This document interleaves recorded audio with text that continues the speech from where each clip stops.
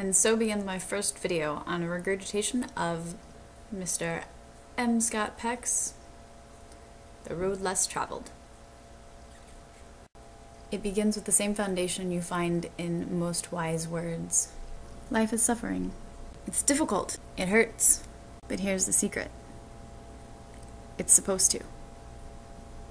Most of us aren't very old before we figure out that life sucks.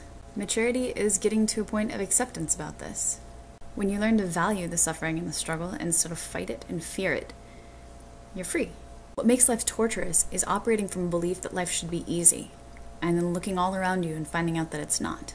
Peck states that while most of us fear pain and struggle and end up fighting or checking out or compromising our integrity in order to avoid it quite frequently, wise men know how to value it. They welcome problems, challenges, and pain, knowing that it will bring change and growth. It's sort of an obvious point, isn't it? The toughest experiences we ever go through completely change who we are, and if we're paying attention, we look back at them and are appreciative for the person that we've become.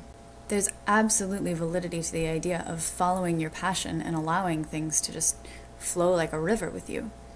But you can't deny the beauty of how strong you become and how much you learned every time you turned your boat around or really pushed upstream. The journey of life is supposed to be hard work. It's how we grow, it's how we expand, it's how we become bigger and better. But as humans, we are limited. And when we reach our limits, we seek the respite of pleasure. We need to put down the oars. And as we lie back and relax and enjoy things and take them in, we replenish. That replenishing feels fantastic. But it's not meant to tell us that we're only supposed to relax. We have to find balance, and some people can push and push and push, and they do incredible things. And some of us push, and they need some chocolate and take a nap, but we wake up and we push some more. And every day, we investigate and try to figure out how to need less chocolate and far fewer naps. I do believe that we are made to get better and to do better. If we used all of our resources, this is what we would do. But somehow, some of us get programmed to only push for certain things and to wait for other things to just fall into our laps. And because things do fall into our laps, we learn that that's okay.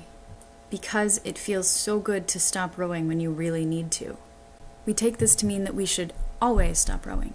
But just as if you were trying to train for a physical activity like running a marathon, you need rest periods, but most of the time you need to get out and run. You understand the concept that there is a lot of joy to be found in a bar of chocolate. But there is so much more joy to be found in six-pack abs. The point is not that you can't ever have chocolate, but you do have to try every day to push things in the direction towards six-pack abs and allow yourself to leave a few bars of chocolate behind.